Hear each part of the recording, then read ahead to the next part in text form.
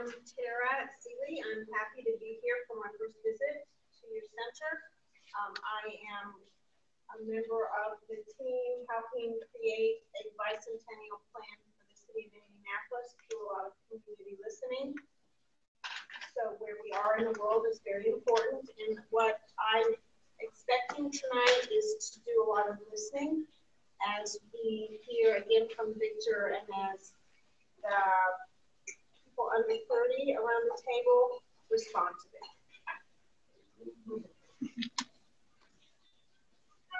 Yes, I'm next. I'm Kamara Lucy. I'm the office manager here at Kheprw Institute, and also as we partner with a number of different organizations, we partner with the New Cooperative Institute, which is a new institute project. And we do tech quizzes with youth ages 8 to 18. I work with 8 to 12-year-olds, and that's where I get kids. So that's what I do. Hello everyone, my name is Patty Morales, and I am the program associate at UX. Been there for about a little over 2 months now. I'm kind of working with Great Place in 2020 and Creative Place Maintenance in both.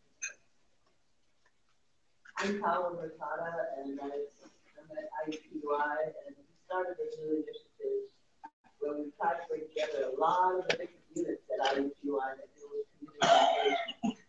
And so I serve as administrator and formerly in school education as well. I'm Whitney Bells. I'm also a program associate. I started the food more communities where I help in the food council. First lead up to KI, and I'm now here for 4 years as a facilitator and community organizer. So I always been a strong supporter of the work. My name is Matt, artist, educator, community guy. Used to be KI, also a wise teacher. Here representing the swamp with the police called the Yearly Side. And I just like to introduce myself. Hello everyone, my name is Emily Collier, and I also work at Purdue Extension with Support. My area is urban agriculture, and this great conversation happening is pretty cool. So I'm here and happy to listen.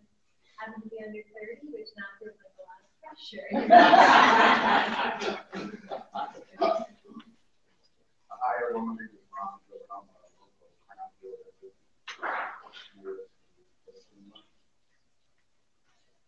Rachel McIntosh, I get my paycheck from the PNC Bank, working in community development division there. My name is Ted, and I am here as a father of 3 children, and I will step out with 3 children. So I'm also a resident. I probably live less than a mile from here. I'm Victor Rubin from PolicyLink, just honored to be with you. I'm Peggy Moore, also with PNC Bank, and we're here. We decided that KI is now the new place for authentic conversation. Maybe a close second is when Miss Paula or Alvin is cooking. I mean, you can't not show up. Exactly. I'm Phyllis Ford. I'm the executive director of the New Launch here in Indianapolis, and we are an organization that will focus on youth development, community renewal, revitalization of spaces, and all kinds of projects that we hope will help our youth figure out where they are in the world and connect them and others to their culture. I actually have a lot of that, so I have 3 jobs. So artists and community actors on one level. I'm actually a part of the life transporter with this neighborhood across the street, and I'm actually the director of community engagement creating opportunities for that. So I'll have all 3 hats on. Oh,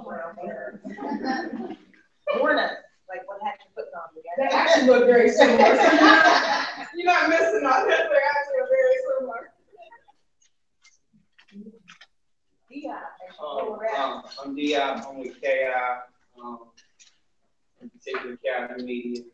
wedding sign, graphic design, and then I wear whatever that KI needs me to play. So that's me. Last but not least. Hi, I'm Alvin. Here with KI Media. Cook, live streamer, all kinds of different things. Depends on the day. Depends on how I wake up in the morning. Tonight, I just want to let you know we are live streaming. So if you want to see it, it's live.kheprw.org. If you follow us on Twitter, you can see the tweet there and pass it on to your friends. So we're live now, huh? We're live right now. And thank you, sir. Thank you.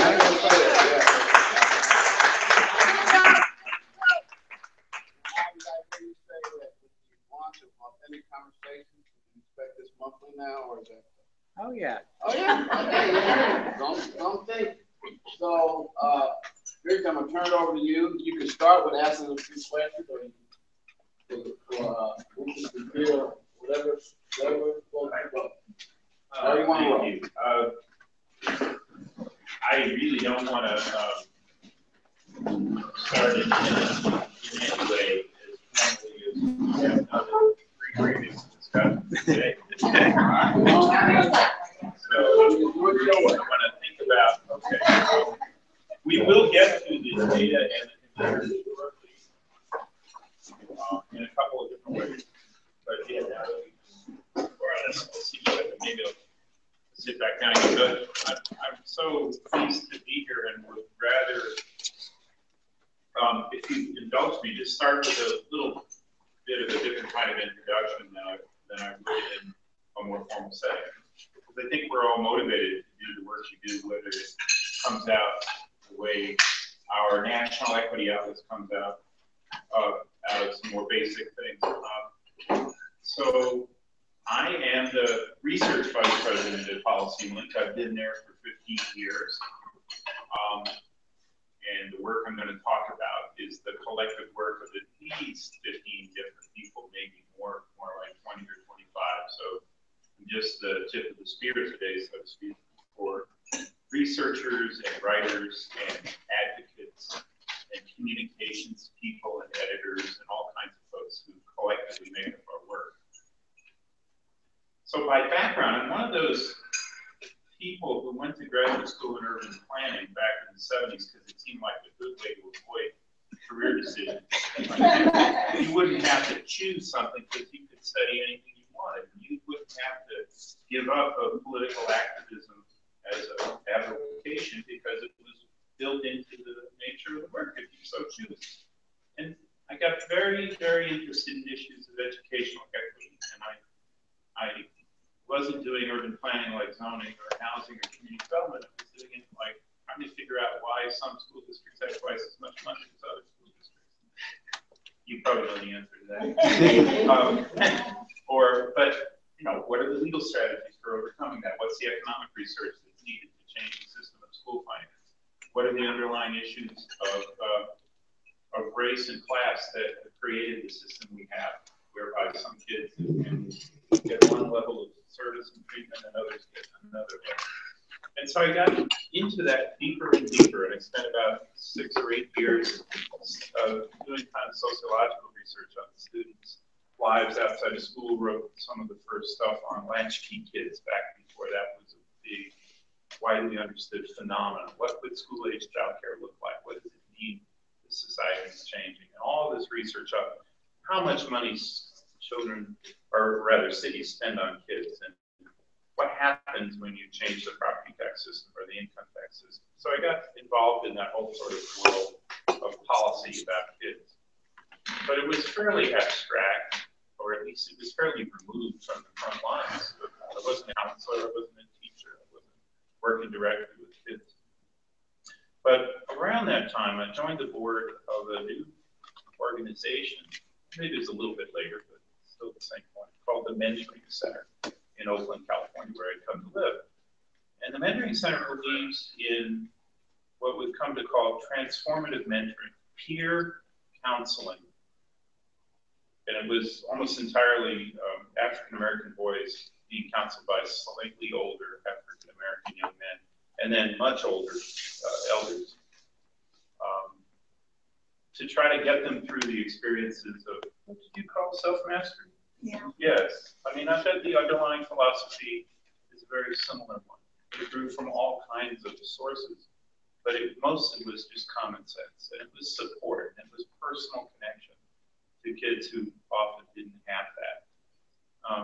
And it was sort of a rejection of the idea that mentoring was something that middle-class folks did for poor folks, but rather that it was a peer experience. 25, 30 years later, I'm still on the board of that organization.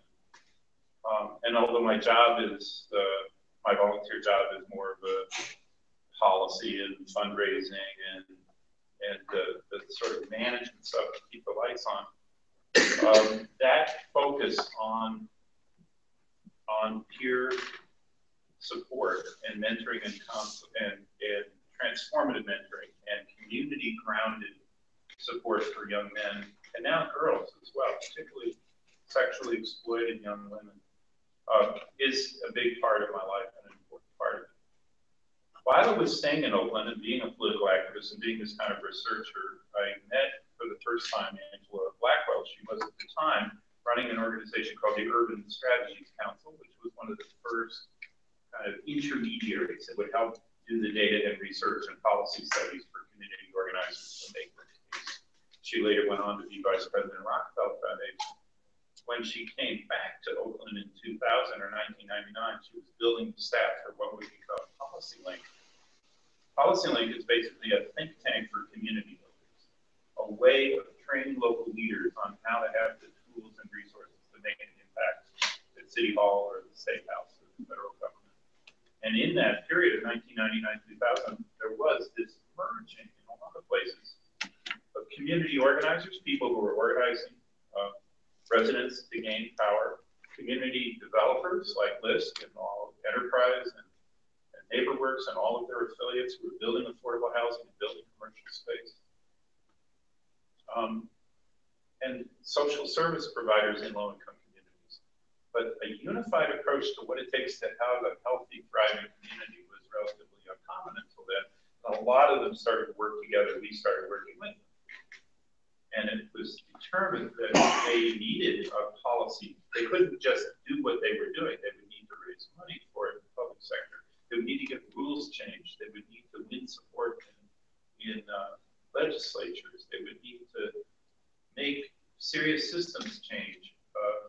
And so we began working in that arena. And Angela, who I met a long time before, pulled me out of, or rather the job I had was coming to an end and invited me into the PolicyLink. So this long ago connection with kids, both at the abstract level or the level of economics and finance, and at the level of mentoring, had always been with me no matter what I was doing. But we get to PolicyLink and we said, well, what are we going to work on? We're going to work on housing, transportation. But after a few years, we're back in education. We're back in the juvenile justice system. We're back on the sort of comprehensive approach to the issues facing boys and men of color. Whether it's school discipline policies or ban-the-box strategies or any number of things. So PolicyLink's more defined by a focus on equity, just and fair inclusion, creating an opportunity for everybody to thrive and prosper than it is on a particular policy issue. And so as a research vice president, I have a hand in a little of everything. Supervise projects like the one I'll describe, but I don't do the day-to-day work on it. People who are much more focused on it than I am, connecting all the parts of the organization. So it's a role that allows me to feel like my fundamental issues, the values that I care about, the social justice and racial justice goals that are important to me, I get to act on every day. Having said that, I don't get out enough. I don't meet folks in as many cities as a lot of my colleagues who are going around the country all the time. So it's very good to be part of the Equitable Innovation Economy group and to talk to folks here in Indianapolis. I'm here because the group thought that the work that group of cities is doing is important for inclusive growth, but in order to get started on building community support for an inclusive growth strategy, you have to take a couple steps back and look at who's living in the city, how the population is changing. What are the dynamics of race and age and gender that are creating the Indianapolis of the future. And so the National Equity Atlas, which has recently been created and put online, is a way for people in the city to look at that information about their own city, compare themselves to the rest of the country, and see where they fit. And then to start thinking about what the strategies are that make a difference and how to gain support for them. So the data is in service to whatever agendas people you work with come up with as being important for access to jobs, capital to start businesses, the capacity to run social enterprises like you're running here, the capacity to create comprehensive communities. So that's why we do what we do. We are putting it out there over the last few months to good responses.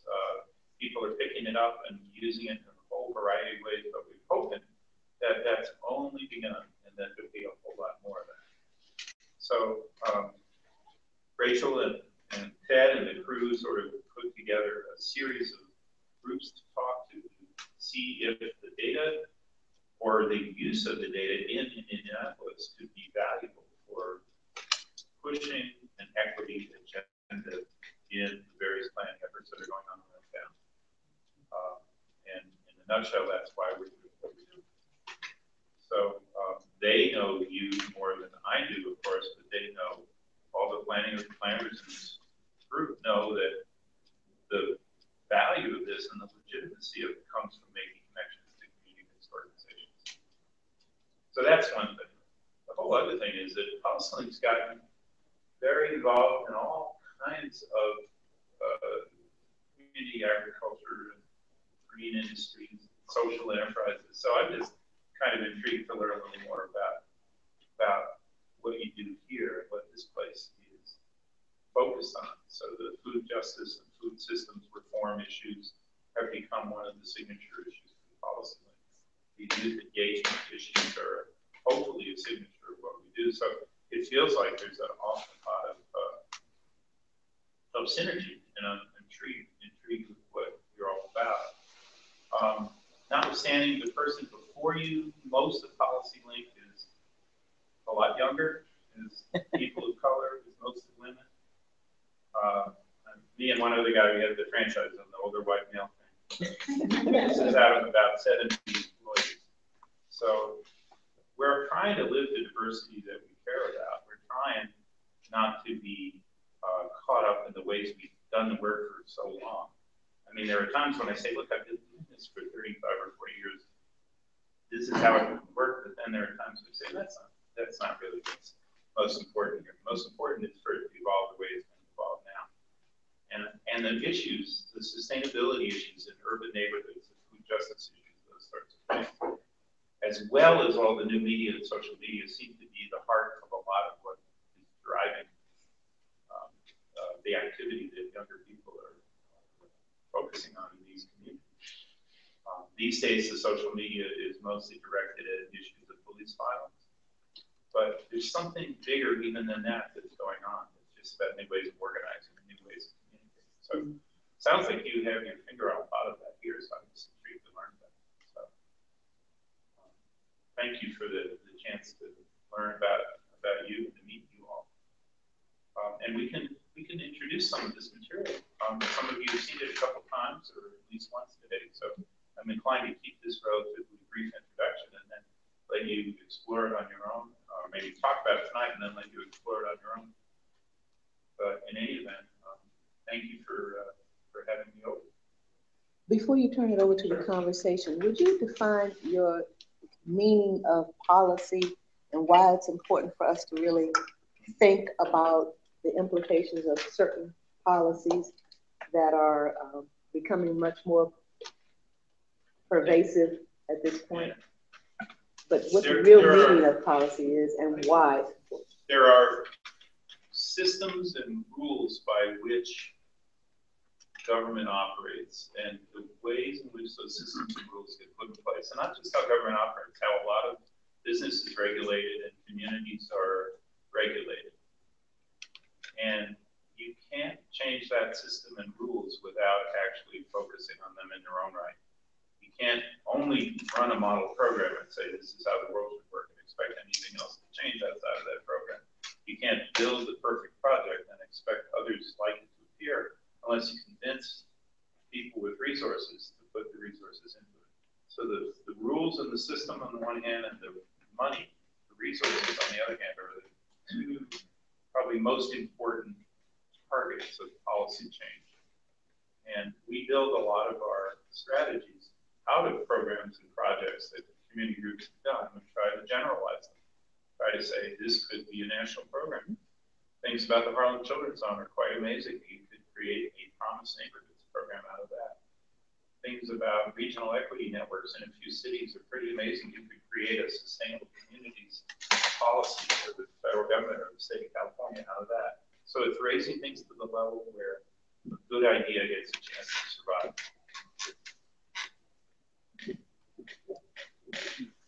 Have you seen in some of your research in terms of ethical innovation, economy, food as a tool for that? And what sort of food system work could sort of help? You know, I don't know if it's in that group per se, but certainly at PolicyLink overall, the procurement policies of big government agencies and universities and hospitals, school districts, city governments, hospitals, can have an enormous impact on the local food sector. You can set standards for local production and healthy food. You can stimulate the urban agriculture by figuring out ways for them to be suppliers. You can work it into the curriculum in all kinds of ways. You can create a guaranteed market or a near guaranteed supplier, purchaser of the supplies. So the example we like a lot is in Cleveland, where the Green City Growers was created as a cooperative, a worker-owned cooperative growing lettuce in greenhouses.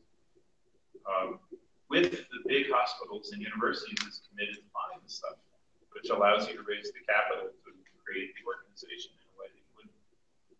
So there's often a merger of cooperatives and institutional anchor institution values to say we want to spend locally, we want to create local jobs.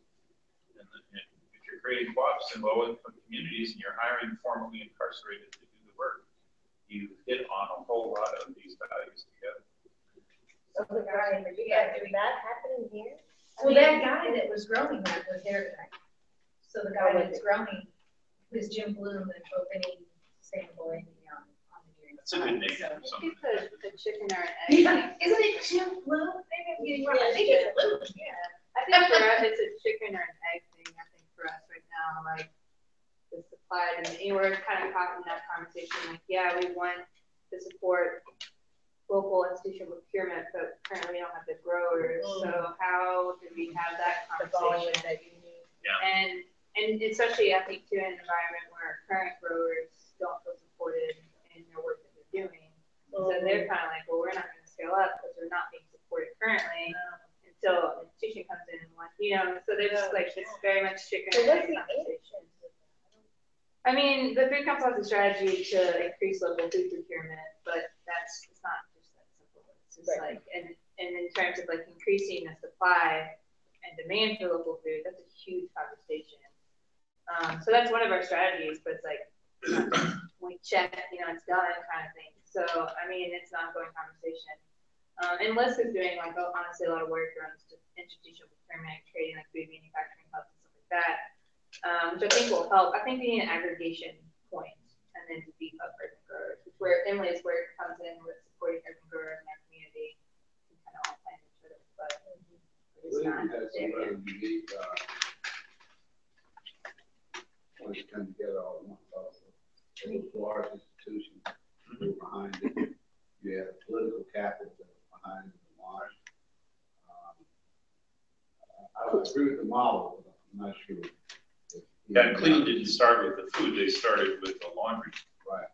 That was the first co-op. And again, they had the hospitals and universities as a guaranteed client. Right. They had the Cleveland Foundation, the Community Foundation, as the backbone of all of this, the hub, and the group that kept the others in line and made people honor their pledges. Yeah.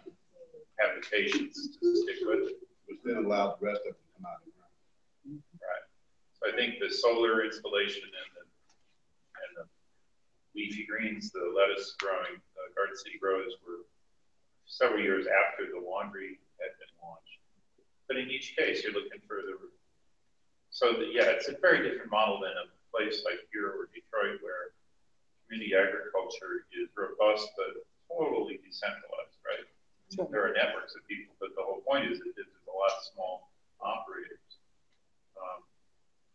And that, I don't know whether Detroit will end up being a model or if there will be some big procurement that they can figure out. Certainly got a lot of smart people working on it, but that's a challenge. When you talk about policy changes, and I guess my question is, are you talking about more for all of these federal, state, and within corporate entities? And I guess my question is, you know, if you're trying to make policy, typically you got to bring pressure to bear, and how are you exercising that kind of power or impact or leverage to get what you want? How is that occurring? Yeah, not too much of this happens without organized people power of one sort or another. Sometimes elected officials are secure enough in their sense of where their support is that they will pass some pretty out there progressive legislation. A lot of what we do is train residents on how to organize for effective legislation at the local or state level.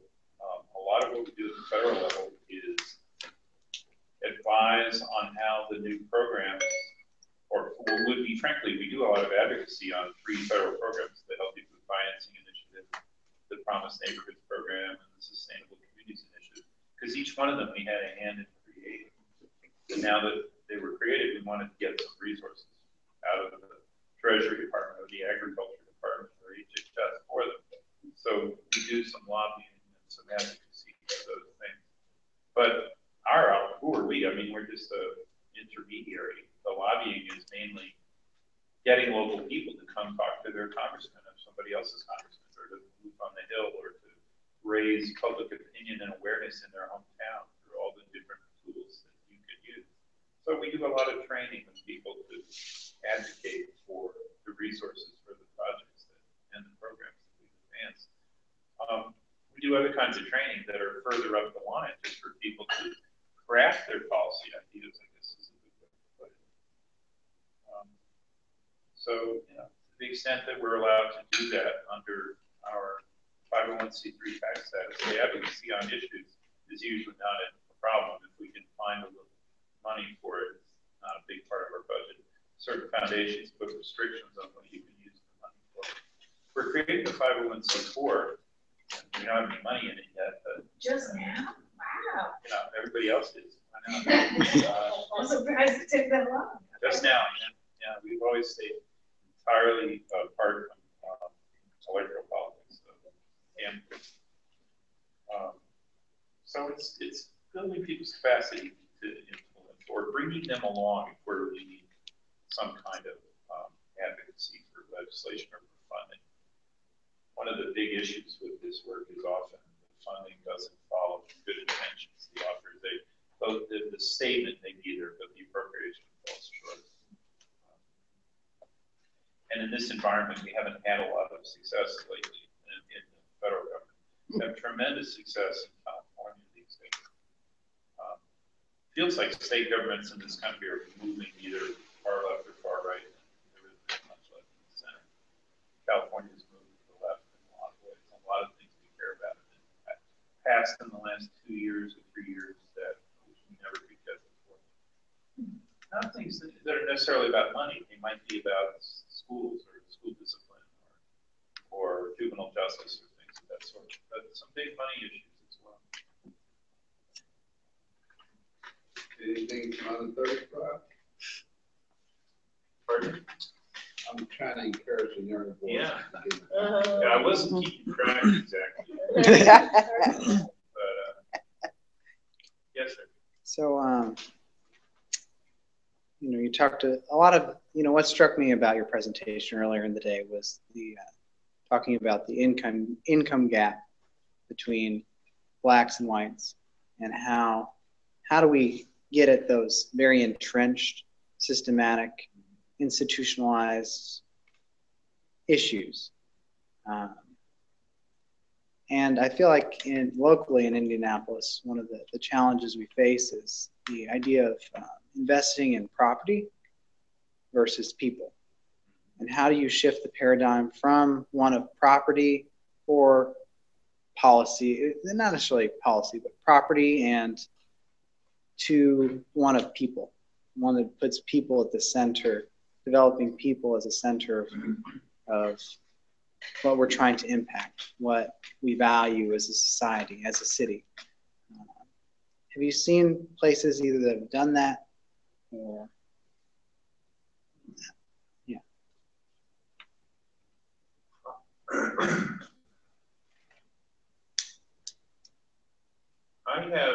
We have seen organizations, if they don't start out by developing property, if they start out by being a health services organization like Codman Square in Boston, or if they start like Market Creek Plaza and the Jacobs Family Foundation in San Diego, where the resident organizing and the expression of resident values for the neighborhood is the main thing. When they get, or there's one in Washington, D.C., the Columbia Shaw Community Health Center, when they get into the business of developing property, eventually creating new buildings, whether it's housing or health facilities or something else, or a shopping center, they're much more people-oriented than the developers who only do property projects. And it's not that common to come across these types of organizations, but when you do, they're sort of a true definition of a community builder. The people strategy and the property strategy are integrated, but it's the resident voice and expression that drives the whole process. The Jacobs Family Foundation in San Diego, their approach for many years was a good example of that. They built a shopping center that is the foundation, put its capital into construction of a shopping center in a neighborhood that didn't have very many food stores or very many, and nothing else to speak of, because the residents stated that as a very high priority. They went through a very long process to get there, and then they designed the whole thing with the young people and the elders and everyone in the community designing it and pitching in. So the property becomes the vehicle, the symbol for community development or organizing. It's not the end in itself. That's a relatively rare thing, but and ultimately it may not even succeed in the very, very long run. They built the shopping center, it's fine, but they haven't been able to build all the housing that they wanted to build. And how does explain the equity piece? Yeah, they went out of their way to say two things. One, our foundation is going to sunset, and by the time it sunsets, we want all the assets that remain to be under the control of the neighborhood foundation with neighborhood members on the board instead of the wealthy family that created the foundation. And two, we're going to sell shares in the development right from the start so that people who only have $500 or to contribute can buy shares, and not just wealthy people buying shares in the company. And they figured out a way and got legal approval to do that. So along with designing the thing, people could literally own a piece of it, even if they were very modest income themselves. And then this community foundation will eventually inherit the fortune of the private foundation. So they put their money in the mouths, but they also changed horses in midstream and let go of all the leaders of the foundation. Remains to be seen exactly. And is that, are those shares paid off? Do they get it paid off? Oh yeah, they get paid off. Yeah. So if you have a share in it, you're getting Oh some yeah, yeah. return. Where is that? San Diego, Southeast San Diego. The development is called Market Creek Plaza. And the woman who created it, that CEO, Jennifer Vanica, is writing a book about it. We're actually facilitating for her grant to write the book, so I've seen it and I know it's going to be quite moving. But we're looking usually for the sort of the developers who aren't conventional developers. But I don't know, is that part of what you're getting at, or do you think people redevelop neighborhoods because of their image of what they're going to physically look like or be like? You know, I guess something that at least I've noticed is a lot of emphasis on beautification, the idea of public places, green spaces, a lot of buzzwords for the idea of creating progress, something that you can take someone to show that you're making progress in a community. Yeah. But it's harder to show people's lives and to let people get to know people who are impacted and impacts on individual people that change lives, and who knows what kind of impacts it has throughout all time, the people that they touch. I guess that more intangible, harder to put into statistics kind of impact is something that, how do we shift the conversation to be about that, to address the serious challenges that we're faced with as a community, locally and nationally, and probably globally too, about what it means to be human even.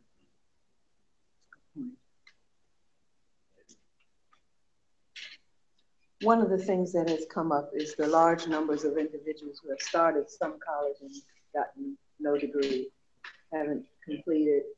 And I was just reading an article in the Atlantic, just came out, and it was talking about the huge numbers of African-American women who are moms, single parents, but they're parents and they want to continue their education. And a lot of the policies go against that in terms of whether you get support to go back to school or get your welfare cut, check, or not. And I keep thinking that for many of the women whose partners may be in prison or whatever, but they're the ones who are the heads of their household, taking care of their family, they're the primary caregiver. And yet we have policies that work against them being able to continue and go back to school and earn that degree if they choose to do that, and many want to. And in the article, it was saying that low-income, poor moms, and I think this is related to that, if they want a particular thing, if they want to be an entrepreneur, learn, get a degree, and become an entrepreneur, that gets shot in the knees. And if you're saying that the policies are the systems and rules in place and the resources behind them, then what are the kinds of policies you've seen working where it really does support a person who's an adult parent? And I use the example of the woman, but men too, trying to raise a family and go back to school. We have over 700,000 right here in this state with some college and no degree, and yet mounting debt. Wow. Yeah, the debt issues from people going to proprietary schools or otherwise not getting a good job out of it, being able to pay the debt is one of the biggest new ways in which the wealth gap is only going to increase, because it's just proportionally hitting Black and brown folks for a variety of reasons. I don't know if this answers your question, Kheprw. In my longer presentation where I have a few examples, one of them that I really like in Baltimore is a biotechnical institute that trains technicians for biomedical labs, clinical labs. And it's in Baltimore. Virtually everybody who attends is African-American and grew up in Baltimore, and they almost all didn't go to college or didn't finish college in the conventional sense, but they get the time and the support to be able to do this now. Now, how many of them have children? I don't know. It's actually a good question for me to round out my knowledge about it. But there are ways. It's usually called concurrent enrollment. It's usually a combination of a vocational or technical skill with academic learning that works best for people who maybe didn't succeed in high school the first time. I don't know if it's true they didn't succeed in college the first time, but there are a tremendous number of people who enrolled in college and didn't get very far. They maybe what they needed was remedial education, even though they got passed along to get to college. And that's going to increase the chances that they're going to drop out. Well, the article was talking about how the cost for childcare is formidable. And even when you add vouchers for some, you know, you still have childcare, you have your transportation costs, you have all these other things. And the childcare piece is kicking a lot of single parents before they can even get past sophomore year. You know, I have a child and I'm trying to get through school, and I'm looking to pay $200 some odd a week, especially if the child is below 3. More than that nowadays, I think. For infant care, it's ridiculous. But that's also the part of the conversation about the cliff effect. I don't know if you guys talk about that much. What is it called? The cliff effect, where there's, you know, a certain salary that's not enough to live on. But if you make over that, you're going to lose all of your food stamps and all of that. But yet your salary's not enough to maintain it. So I mean, this came to life when we were hiring this gentleman at MLK, and we wanted to pay him, I don't know, $10 an hour, and he was like, well, I don't know, you take $10 an hour. I'm like, what? He said, because it, you know, that I'm going to lose all of my other benefits, and $10 an hour is not enough for me to like live on. So it's a real serious issue. You guys talk about that at all? I mean, is it policy? This is a living wage policy issue, right? I mean, ultimately, you know, what's different about the last 3 or 4 years is the focus on wages as an overall policy issue, not a welfare issue. The focus on the working poor has transformed the discussion of poverty. So if it's going to get solved in any political way, it's going to get solved because people because people want to do something for the working poor, not because they want to do something for people on benefits or on aid. It may amount to the same thing. But that's what's motivating, showing that it's full-time parents working minimum wage jobs in fast food or home health care. It's not teenagers, it's not casual employees, it's not temporaries, it's not part-time. And all these advocacy strategies that compare, somebody said it earlier today, welfare check to the paycheck, benefits to earnings, making work pay becomes, I mean, it has been ever since the EITC, the Earned Income Tax Credit was put into place, become the most powerful way of stating this. But these days, the focus is on government, focuses on not on government as paying, focuses on minimum wage strategies. It's a sign of the times. I don't have any great answer to it, except that in some ways it's a much more, it's a much bigger target than government at this point. Yeah. I wasn't able to make it this morning. Anything about the equitable innovative economy conversation, but a year ago I did see on PolicyLink there was an equitable development toolkit. Yeah. There were some suggestions and different things like that. And some of them were, you know, property tax freezes, different kinds of land trusts, things like that. So are those like legislative pushes, or are those like partnerships, like a quality of life plan kind of deal or something? I'm going to have to learn about the quality of life plans.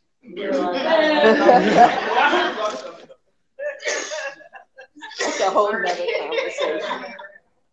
That's a whole nother conversation. But so like those are comprised of don't go. Acres. Oh, yeah, right.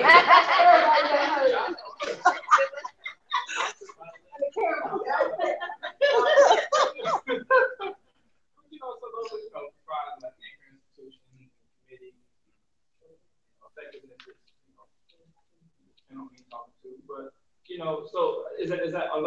suggestions that were in that toolkit are those advocacy, like advocacy strategies on the legislative side, or those like working with CDC, working with so on and so forth. Well, they're a little of both. That's really, I'm glad you brought it up, and it's an interesting observation about the timing of it.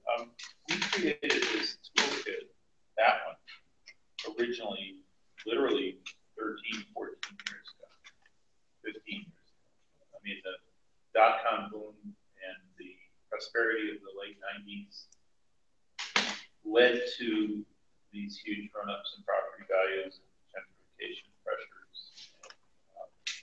It was originally called the Beyond Gentrification Toolkit. We changed it to the Equitable Development Toolkit, and we've been adding to it over the years. But a lot of the basic ideas come from that period of around 15 years ago. And there were examples for everyone. So the examples could have been a CDC, or it could have been a land trust, a nonprofit local land trust. Mm-hmm. So, or it could have been, because the number one tool, of course, is get the property before it becomes expensive, right? I mean, there's still nothing that's better than that, and nothing harder to do than that. But you got a better shot of it in a town like this than you do in a very expensive place like Boston or Washington or San Francisco. So who does it, who enacts it, how much is public and how much is philanthropic, or how much is resident organizing? It all just depends on the situation. A lot of these land trusts were created by philanthropy and then maybe added to by government later. A lot of them, the other tools are local regulations. Certainly the ones that pertain to rent and zoning and things like that. So it's coming around again. In fact, one of our challenges is we haven't necessarily updated for this round of displacement. Because that was more, I mean, we always talk about displacement. This time around, we really want to focus more on the displacement and the lack of choice that working people have to stay in their neighborhoods. Term gentrification itself is can be kind of problematic. Yeah. Just sort of piggybacking on that, you talked about you work with communities to get them to sort of organize and advocate on various policy issues.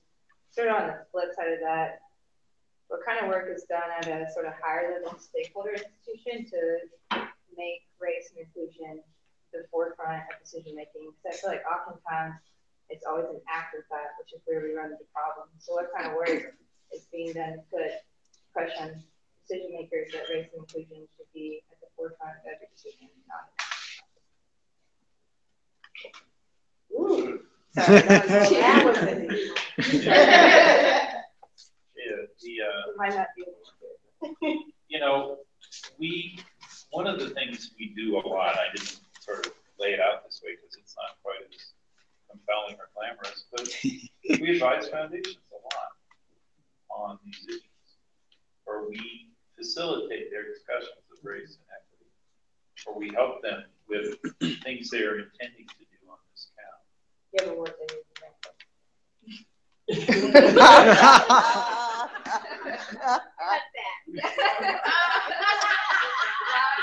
Too late. It's really live. I mean, we were all laughing. We were talking about the quality of life plan. I mean, we looked around the room and people just started laughing. That's because we enjoy it.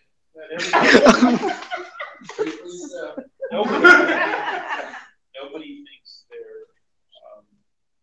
very few people think their own hometown ranks well on these things. Maybe everybody's right, but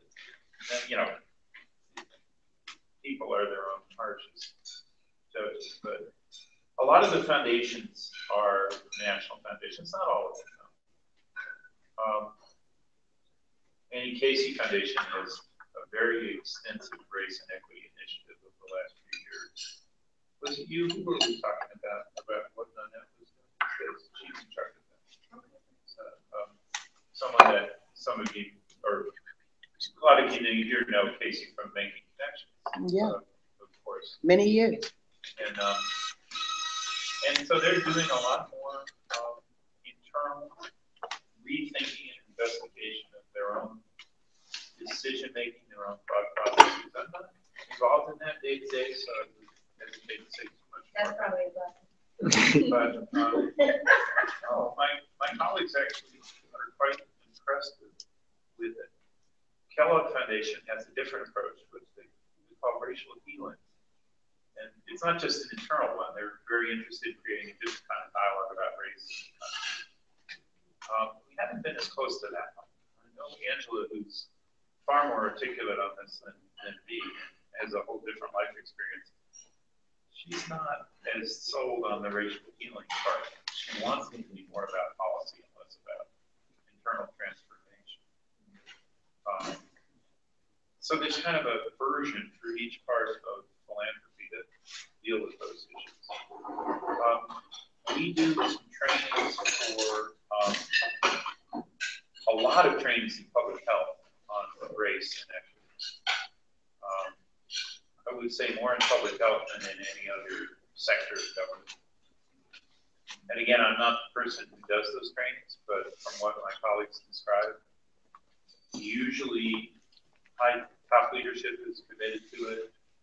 Usually it's a challenge to work it into the day-to-day and translate it into what the line staff have to do on a daily basis so that it makes a difference. Is it making a difference? You know, public health has been really radically transformed in the last 10 or 20 years. Focus on the social determinants of health. You can't do that without a focus on race. Leadership at all different levels of public health.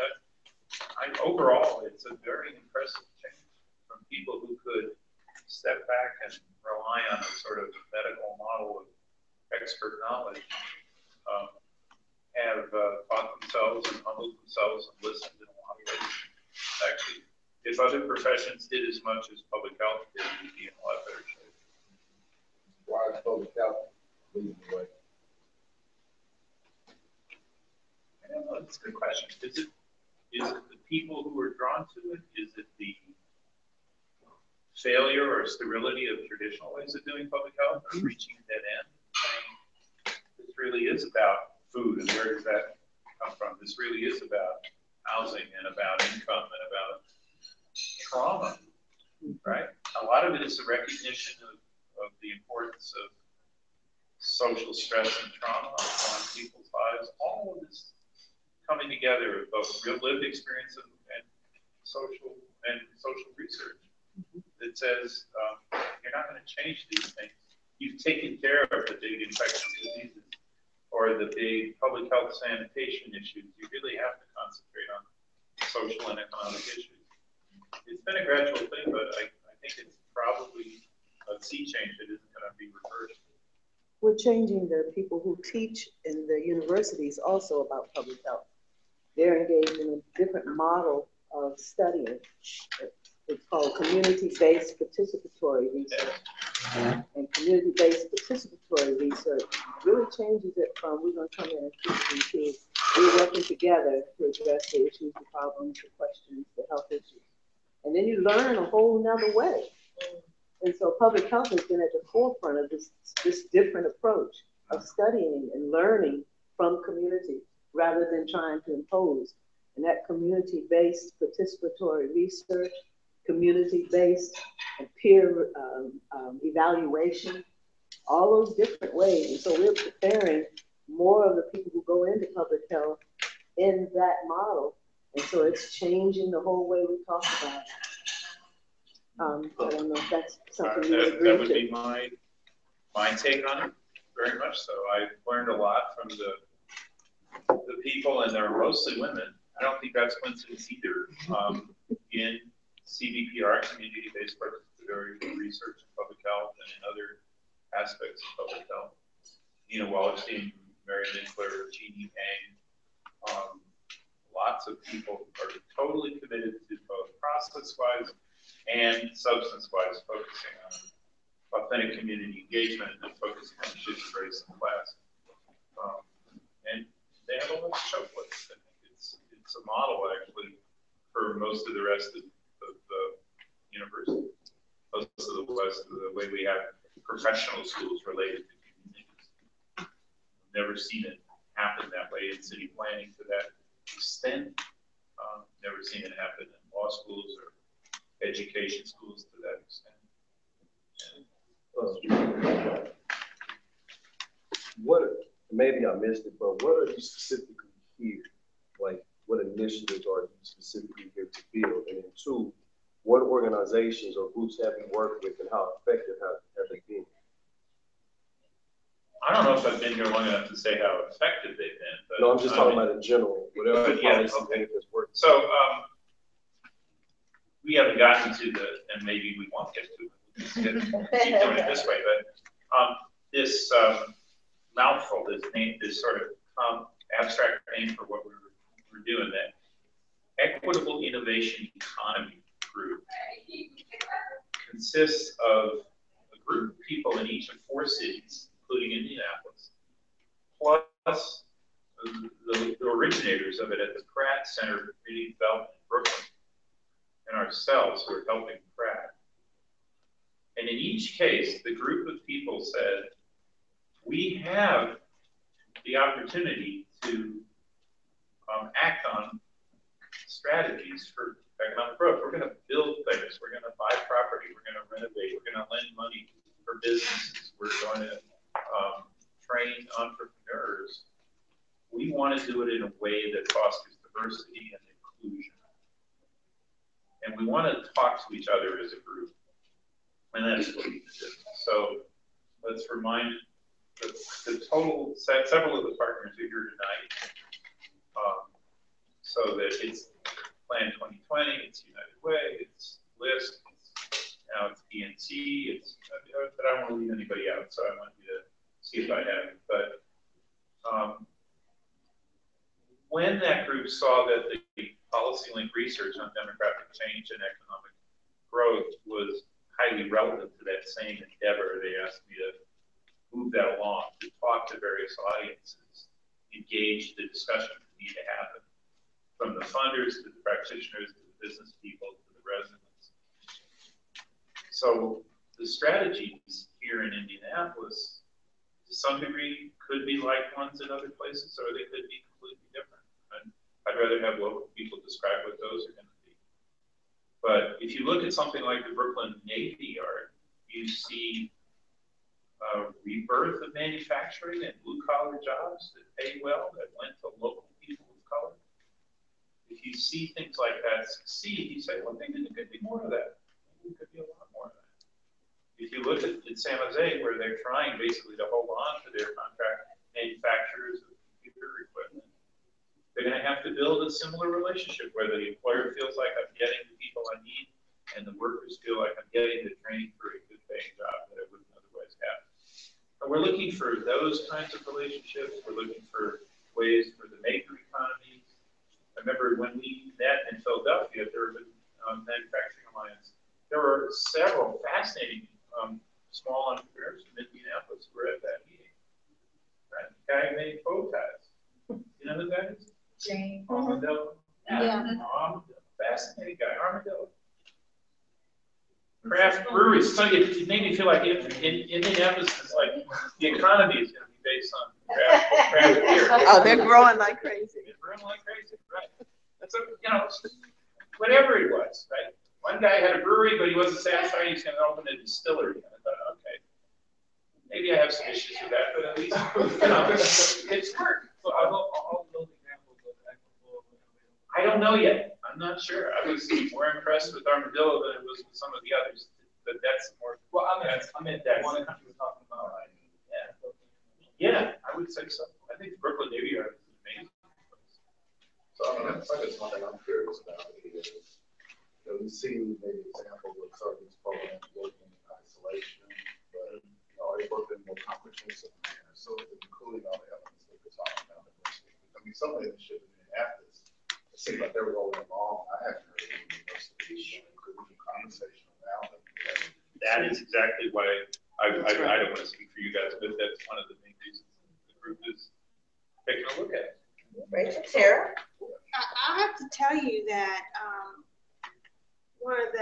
great moments in this year-long conversation that we've been having. And to answer your question, we are just at the beginning of this, right? So do we have anything to show for our 9 months? You know, not quite yet.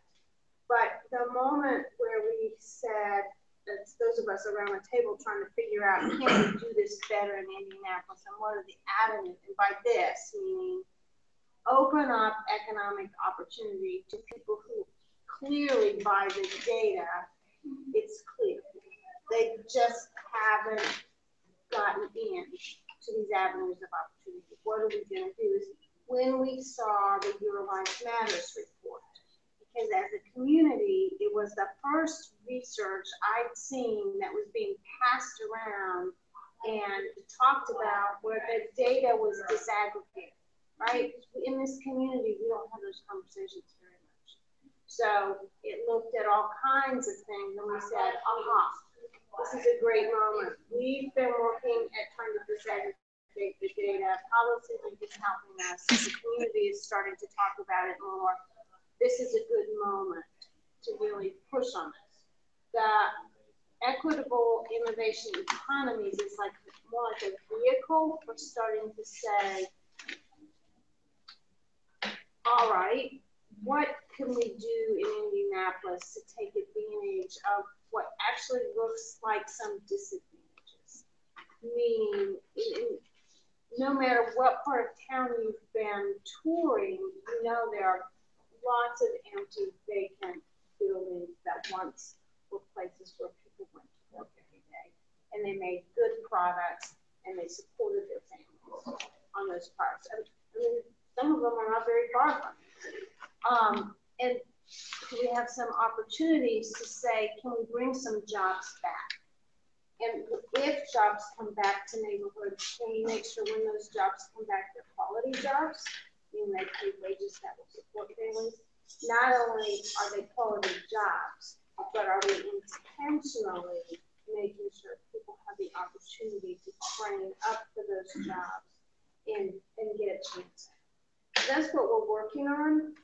We have some little tiny examples of where we think it's working in neighborhoods because people have focused very, very hard on trying to bring some new jobs into neighborhoods.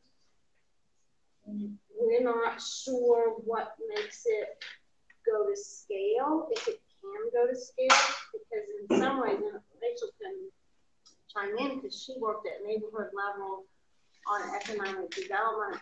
I kind of liken it to, frankly, it's like door to door. You know, I mean, it's like bit by bit. It's the trying to help small businesses grow, trying to get new businesses to locate in neighborhoods, trying to do the workforce development matchup that's really in many ways a one-on-one kind of matchup. So I think we're really, our eyes have been opened to the disparities in income and in educational attainment and in transit opportunities and all of those important things. Now, what can we do about it? I think the question about, I don't remember who answered this question about, you know, can we get policymakers to ask the equity question at the get-go and make the equity question the first value for anything? That's the key question. And it's going to take a lot of conversations of a lot of people where we all live and work and have relationships to be talking about this, because it's going to take neighborhood people, it's going to take business people, it's going to take elected officials, it's going to take everybody to say in an ongoing way, look at the numbers, look at the data, we can do better. And so I'm hoping, and I really appreciated your comments about placemaking and people.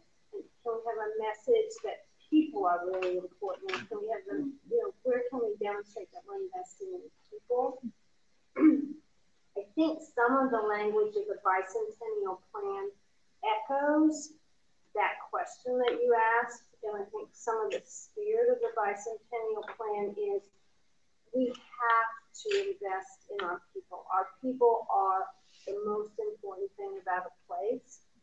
Then it will be on all of us to make that real. So are we effective yet? I think we're just at the beginning. I'd like to ask you a question about the information you just shared. So, in talking about it, because, you know, coming from the African American community, whenever we hear plans, quote unquote, that tends to mean that people with power and influence have come together and decided what it is that other people need. So, in this equity, innovative, whatever, does it mirror this question of equity and how are you engaging communities and community people? I think it's an excellent question. And at the neighborhood level, that we've got 3 neighborhoods that I think of where people are really trying to say, okay, right now as pilot neighborhoods, can we figure out how to get some new and better jobs in this neighborhood? And when we're doing it, can we figure out how to connect people who already live here with these jobs? So when you say, you know, our neighborhood people involved, you know, there are a lot of ways to define neighborhood people. It's really happening at a neighborhood level. It's not happening at some big industrial level or some big institutional level. It's frankly small efforts coming out of community centers and community development corporations.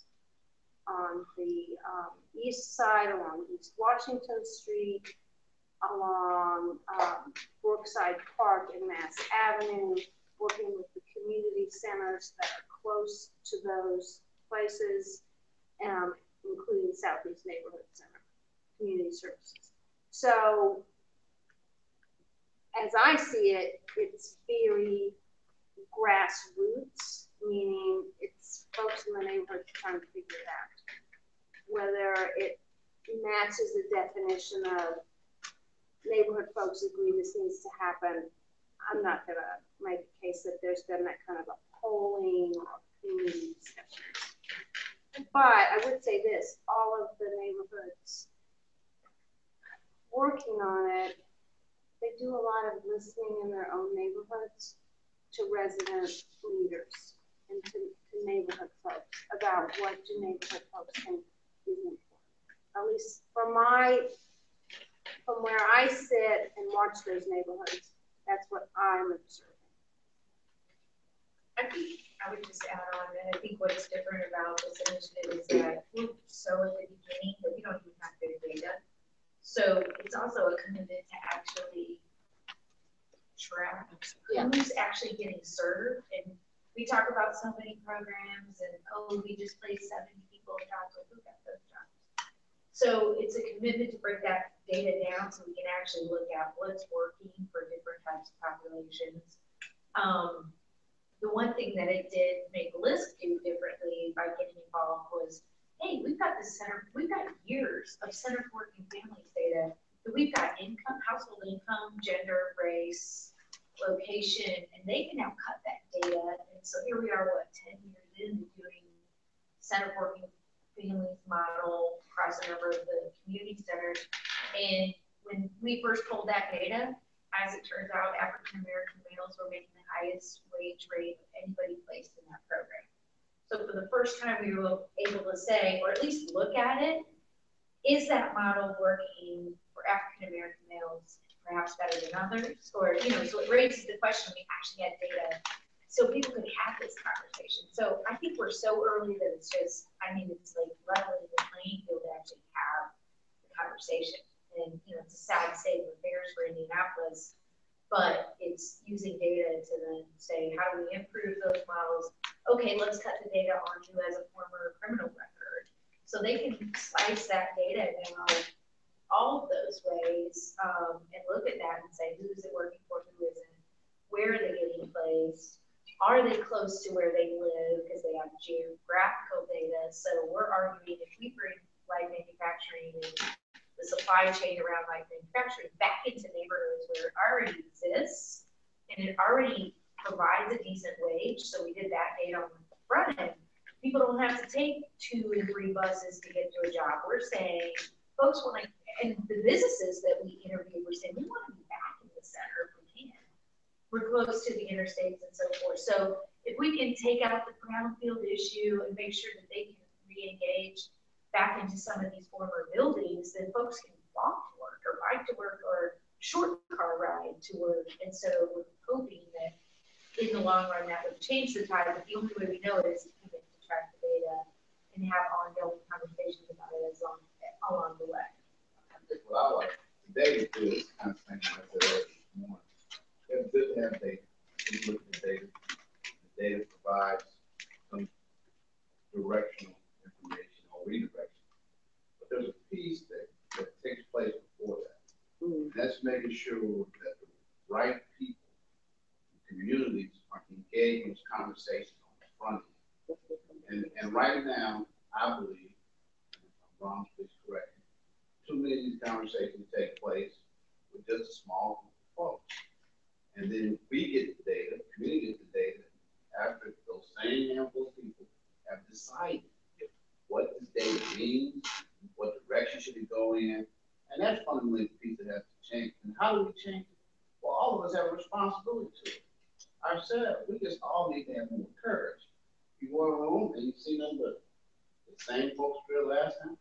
They all look just like you, but they all look just like one particular population that leaves all the others out. And you got a responsibility to raise questions. Why is it that the only people in this room are not even the people who we're trying to address and serve? What are we going to do about it? And you can't just be saying, oh, it's too hard. It's too difficult. We try. They don't come to me. Well, hell, when people in the meeting, the people getting paid. Yeah, I wouldn't get paid, I wouldn't come either. So, I mean, we are committing criminal acts in community. When you say you need more data, the first act is how do we engage more people, have authentic, real communications. And then through that, we actually end up with more data, get more experiential data, and more trust. So I think when we all live here today, we all can be looking and think about how do we better do this piece about inclusion on the front end and not after the gurus have decided, oh, this is what this data is, what it means. A perfect example of that, and it's not a bad thing, but it certainly is problematic. When we cut and slice the data about the Centers for Working Families, do we actually know that the people who are being served in different communities with the particular program, that they want to go into particular kinds of jobs? Earlier, we talked about taking the job to scale, a program to scale. But suppose people don't want to go in that direction. I don't want a manufacturing job. I want to start my own business. I don't want to work for someone else. But did anybody ask me that? No. And so going back to your point, I mean, the decision-making process frequently is one of, here's what the data is telling us about what that exists. And then the systematic approach is one of not coming back and saying, what did this mean to you? And I love what Victor was saying, you know, when people learn how to do community advocacy work, then they start raising hard questions and the disagreements come up, and then people say, we don't want to talk with them because they disagree with us. Let's go get the people who agree with us to talk with us, because they're going to say what we want. and it happens all the time. And what is amazing to me, it's amazing, because we look at it and we say, this will be good for them. It's amazing. And then we say, wait a minute. And then we wonder why our young people keep on saying, forget that. I don't want that. You know, and for African Americans, our history was built on entrepreneurship. We learned how to build brick by brick our own institutions because people would not let us in those institutions. But anybody ask us to say, okay, how you want to start your own businesses? You said it earlier. That's one of the model pieces that can be done. But nobody said that. They said, oh, you want to do advanced manufacturing. Well, they do have an entrepreneurship program. I saw that. To be true to the but who asked? Yeah. I mean, they have matches for people starting their own businesses, but yeah. But I would go back to kind of what Em was saying, and you're saying is that I think in Indianapolis, the challenge we have is that decisions are made by a small group of folks, and not be disparaging to any other organizations, but there's some organizations that will be invited to the table because they represent African Americans. But at the end of the day, they can't speak because they represent their funders are in the room. Right. Right. So there's only so many things they can say, and so that's the challenge that I've seen that we've had for years. Is that we don't have a system of folks that are free to speak and to advocate for change, because there's risk in that. And you may lead a major organization that represents the interests of African Americans, but at the end of the day, somebody's writing a check to pay your salaries. You have to be real careful what you say. And where you say it. And where you say it. And so. But that brings me back to that question. Then why would this strategy be effective if only those few who are coming to the table already decide? What would you leverage? I agree with him. You gotta raise voice, but I also agree that wouldn't it just be practical just to start your own institution? You know, because in my opinion, you would be a middleman from actually trying to start my own institution when I can just. I appreciate your strategy, but those individuals sitting at the table, what are you going to convince them with? Because I agree, there are statistical classes in college that you can take that can have you manufacture data however you want to look at it. So data, I mean, that virtually means nothing to me. What I'm looking for is what particular strategy or model has worked when you are interfacing with people of power and who have already decided how this neighborhood is going to look. You know, I don't think that people who make some excellent points.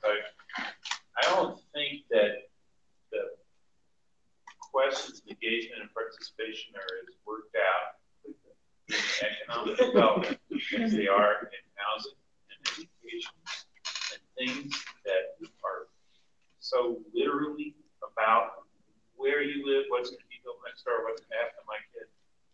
There is so much more urgency and history and immediacy to those issues than to what are the jobs going to be 500 yards away 5 years from now because of buying a piece of property or building something. It may not be any less important, but there isn't even the culture of advocacy and engagement on a lot of this economic development stuff with the history or the gravitas that we, the same communities can bring often to education issues and housing and juvenile justice and crime issues. And that's partly because it's a little bit removed, it's a little bit distant, and it needs more practice. It needs exactly what folks are talking about. I will say, I don't know anything about the choices that influential people may have made about Indianapolis. I don't get a sense of whether, for example, entrepreneurship is devalued or valued the way it should be, or even understood properly. And every immigrant community to this city, if it's anything like the rest of the country, will also have a story about how absolutely critical entrepreneurship has been and is going to be. So I don't know, you might be right. It may or may not be a fair criticism to say that the LEAD plans are for wage workers and are going to devalue entrepreneurship. They might even value it in a conceptual way and not have a clue on how to make it work in a community of color or an immigrant community. And I want to be clear about it the may reason be more why. likely that, actually. I want to be clear about the way I was posing it. Yeah. I wasn't saying that it's not being, to your point, Rachel. What I'm saying is that these things are so integrated. Yeah. Where people live and where displacement occurs, where you're willing to have your child educated and where you're not. The whole idea of how we're going to take care of our family, what community we want to live in, those things are so integrated. And so if we say a particular way of developing a way to take care of my family is in this particular arena, how will that get supported? And so how will my child be educated? What are the opportunities for me and my children and the next generation, years after?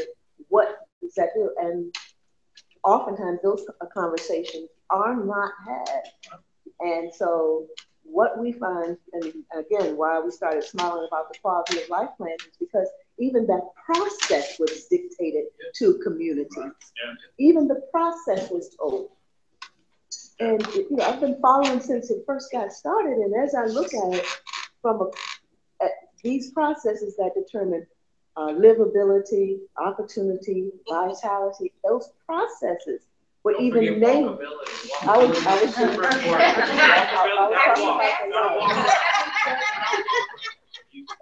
You're mixing up the list. I know. I gotta get this right. But having it's love, yes, that's the love one. But that's not to say it was incorrect. It's not to say it's not valuable to certain pieces. But the whole idea of generating it as this is your quality of life plan, that's fascinating. From a research perspective, I'm looking at it and thinking, we need to study how did this come about? Whose voices were heard, who's marginalized, who does it benefit, who does it not, and how are they integrated? Who comes to the table and is on the Great Place 2020 decision making because they make a decision about this will be a great place? That's not a great place. This is a great place. How does all of that get determined? And it's not only by the data, but who influences the policy, because policy comes from people. So we should, you should set a very high bar for authentic engagement. I can't think of anything more important to do, whatever the issue is. One of the reasons we were attracted to the Cleveland Green City Growers and other, the evergreen co-ops, the laundry and the solar and the green, was despite the elite institutions paving the way, it felt like, and the workers, the people who put the thing together had an authentic voice. What we liked about San Diego was not that a very, very wealthy family put their community foundation into this one neighborhood that they previously never set foot in, but that once they got going, the resident voice was truly guiding the project. Now, we could be naive, we could be misled, but we're looking for those things in our own walkabout, wherever we can find them, and there aren't that many. And sometimes they even get paid to play after a few years themselves, even if they start out terrific. But doing it with industrial location and industry support and entrepreneurship support, that's going to be an interesting and important challenge. Now, one of the amazing statistics about entrepreneurship in the Black community in Detroit, and I think this is true in a lot of places, just amazing numbers of companies.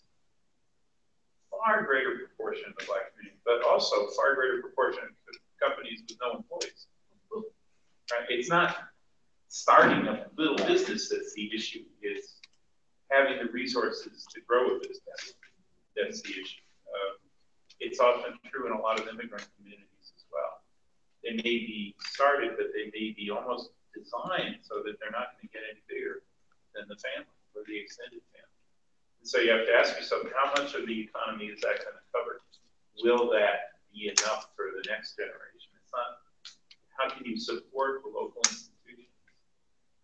How can you support local businesses growing out of communities of color, rooted in those communities? And then say to yourself, what else do we have to do to make sure the next generation is fully occupied? Because there's this neighborhood economy, there's a sort of neighborhood serving economy, there's a local B2B where businesses are selling to each other locally, and then there's exporting to the larger world. And it's playing all three of those games, the neighborhood, the B2B, and the larger world, which is the complete definition of equity. trying to find a way into each one of them makes a different strategy. And I know a lot of the manufacturing ideas are about exports. You know, you don't manufacture for a local market, except maybe the beer. You know, you're mostly manufacturing for given something the world wants. And so it has a different.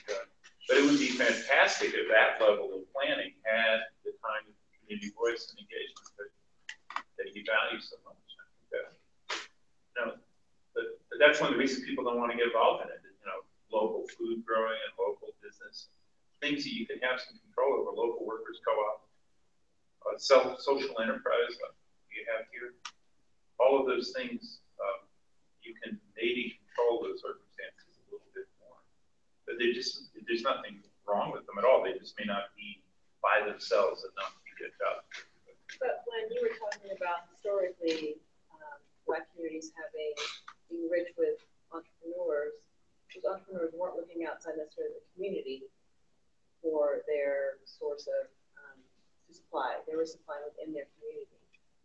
So what's different now is that we're to look outside our community. We're to look at institutions to be our buyers, and that's not as reliable if you have a strong community and you're selling to your community. So, you know, if you're thinking about, well, why can't we just our own institutions? And the community can be defined in different ways, right? I mean, we're in home of Madam C.J. Walker, right? I mean, she's selling to the whole country. She's selling to Black people in the whole country, right? Not just in her hometown. But again, that's a market, a network, a social relationship that becomes an economic relationship. Well, I think some of this, I agree with Nick. It's important. And I think part of the earlier point though was who decides, you know, more so than what it is, but who decides. And part of this is just about capital. You know, the guys who are looking for ways to make money. You're not gonna make a whole lot of money growing food in your neighborhood. It's not capital intensive. You don't have to necessarily put up infrastructure. And so some of the struggle for who decides is tied to where to do that, where's the money at, because that money is chasing money. So, so you know, there's a tension there in the mix that needs to take place. I think I heard at one point, as far as entrepreneurs, particularly African American businesses around the country, the majority of them are one employee. It's the owner. And that's probably also kind of capital access. Other things, but it is complicated. But I just want to ask Forrest and again, what you said. Hold on. We'll get the question. I like, and again, I'm going to folks have to leave. What you said. I'd like to give Vic an opportunity to flip it and ask us some questions. If he has something while everybody's here. So he can leave here, you know, he's flying 40 to the Dallas feet most of the time. So you're like, oh, you're already now. Yeah, I need to tell some stories about you folks now. So give him that opportunity. We'll take a question, we'll flip it. And again, I'm not putting any restraint on how long to say. Okay, thank you. So I had a question, thought, listening to this conversation. This is for farthest south of I've ever lived in Indianapolis, and it feels south compared to Madison, Wisconsin, where I came from.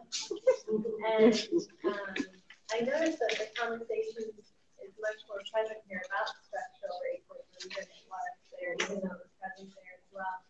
But it seems like it focuses on the personal struggles that puts on the people who are on the detrimental end of structural racism, but the professional struggles that it is for the people who are purveying structural racism.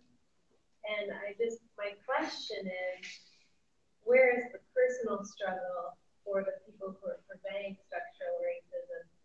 We're not talking about that. We're talking about what you can do professionally to change a culture of structural racism and having personal and professional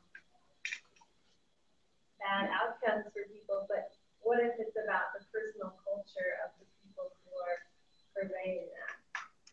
I'm trying to put that as non-judgmentally as possible. You made it very nice. Ooh. You said it very nice. Okay. Ooh, that was too abstract to get at the point. I just don't know if I mean, this is one that anybody who wants to reply should. Do you think the further south you go, the nature of the discussion of race and policy changes? Is that part of what you're also trying to see? That it came out this way partly because, I mean, it certainly is different in different parts of the country. Indiana is the most southern north state. And it's certainly hard. If you're asking, okay, someone grows up and they are in a position of power and influence, and their actions and the actions of their institution perpetuate an unequal system, a system that's grounded in structurally racist practices. Where does that come from? How does it change over time? Are we not paying enough attention to the fact that those are people running those systems and they could change? But is that part of what you're aiming? Well, I think part of what is driving that question for me personally is that I went to a training similar to what you described as called Undoing Racism in the Food System.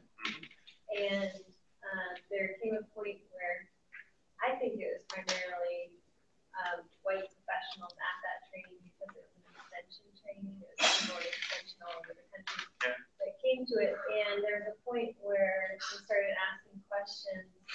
I mean, it's supposed to reveal your own place of privilege and also just some of the more, I like the word we've been using, authentic tensions that you're coming up against with racism, which means I think authentic means personal, so it's real. And so we asked a question that no one could answer because I don't think people saw it, which was, how does your work purvey racism? And it's hard to answer that question if you don't want to or don't think you are. That's what privilege is. Doing that. Exactly. So, and what I'm saying is, you can talk about the professional decisions you have.